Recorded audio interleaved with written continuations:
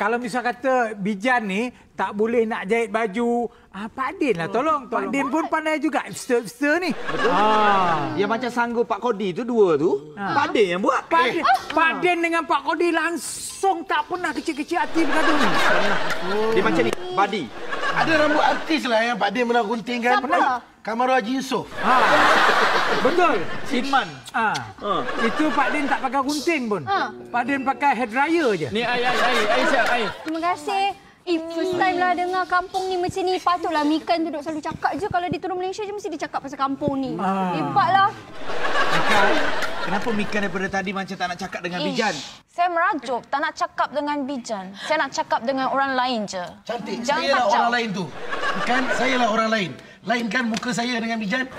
So, Mikan, sebenarnya bukan saja Mikan. Kami pun memang benci tengok Bijan ni. Dan saya sangat memahami perasaan Mikan. Woi, Pak Kodi. Kenapa dah beria sangat masak tu, Pak Kodi? Pak Kodi ni benda yang betul-betul tak sampai pun lagi, Pak Kodi. Banyak tebahan. Aku ni siap telefon sebelum datang tadi. Nak minta mi goreng. Tak sampai-sampai pun lagi. Pak Kodi, mi goreng Pak Din. Okey. Ya. Lepas makan tolong buang sampah. Tak habis lagi lah Pak Kodi.